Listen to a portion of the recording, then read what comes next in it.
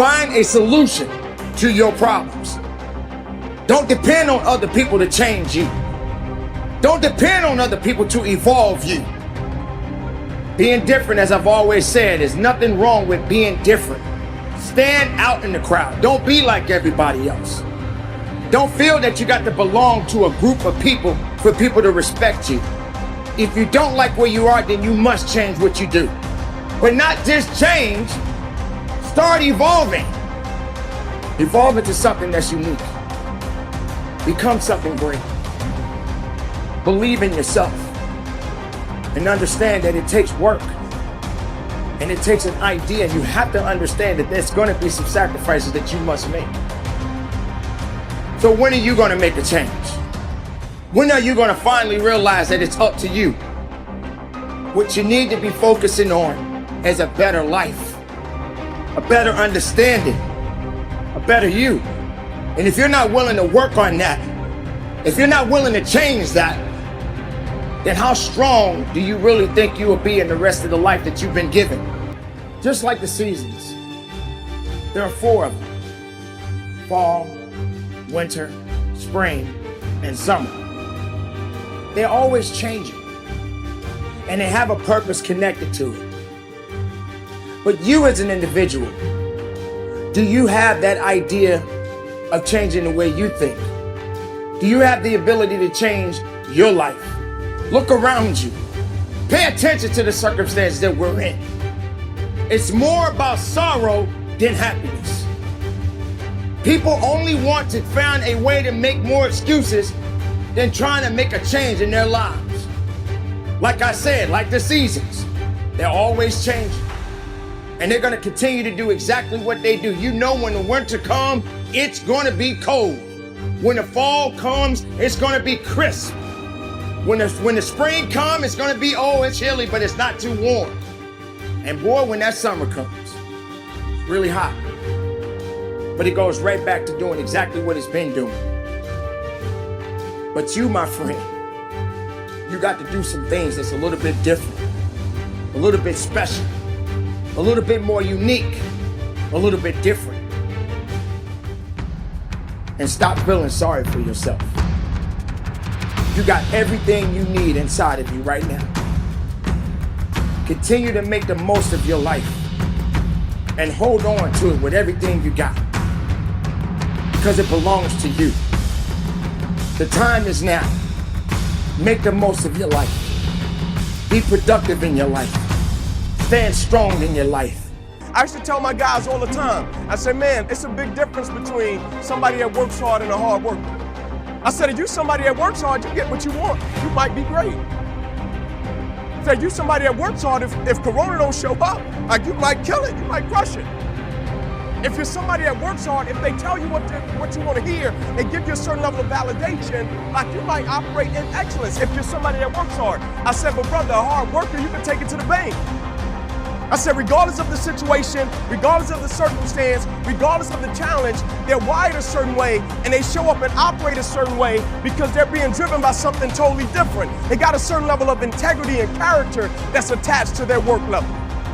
Got a certain level of, I gotta do this because it's depending upon the people that saw something in me and invested in me when I couldn't see it in myself. And so I gotta hold true to that. Like they got a certain level of staying power.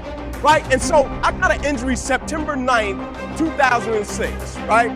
And I was telling people it hit me not in terms of the specifics of the situation because I would never compare it to Corona. But the way it showed up in my life, it showed up very similar to the pandemic, right?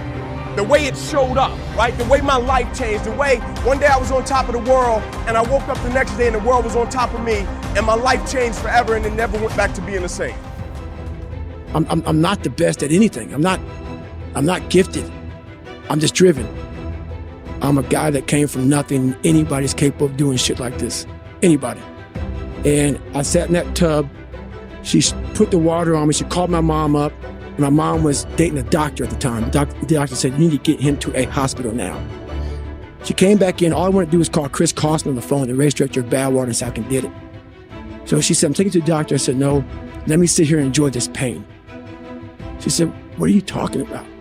I said, I need to go to the doctor. I realized that. But I never thought it was humanly possible to do what I did. I went 70 miles. And at 70 miles, I was dead. I was at 100%. What I thought was 100%. I went 31 more miles after being in the worst physical shape I've ever been in my life. As I sat in that tub and the waters hit me, and it was the most amazing feeling of accomplishment. Right? I love football, man. Like, I loved everything about it, right? I never played a hard day of football in my life. It was recreation to me, right? Like, I would walk out on the field, guys would be like, you see that girl on the third row? I'm like, bro, I love the way the grass smells. Like, cut the grass. Like, I love the way the grass smells, right? I love the spray paint they put on the field, right? I love to be able to compete, right? Because I started playing in the streets, light pole to light pole, tackle football. And so once I got on the grass, I was like, it's gravy train, right? I was battle tested already. But I started playing when I was 7 years old, and my mother had me at 16 years old in Southeast Atlanta, and she took me back to 125 Warren. And at 125 Warren, it was a 2-bedroom home. There was 14 of us living there. And I slept on pallets every single day from the time I was a kid until the time I went to college. I did this. And as crazy as it sounds, it was the most amazing moment of my entire life. To come from this kid who was mentally torturing himself and was tortured, it's all to this guy now, who was able to overcome such amazing odds and obstacles. And I called Chris Cosmo, the race director at Badwater, and he said, the idea of a 24-hour race is to run 24 hours. You only ran 19. And he put doubt in my mind that he would let me to Badwater. 2 weeks later, roughly, December 5th, was this marathon that we all signed up for. I couldn't walk. I could not walk. I ran 100 miles before I ran a marathon. 10 days or 2 weeks after this 100 mile in one race I did, this marathon, December 5th in Las Vegas. That gun went off 2005. 14 days after, I broke myself off and I qualified for the Boston Marathon. I ran 3:08.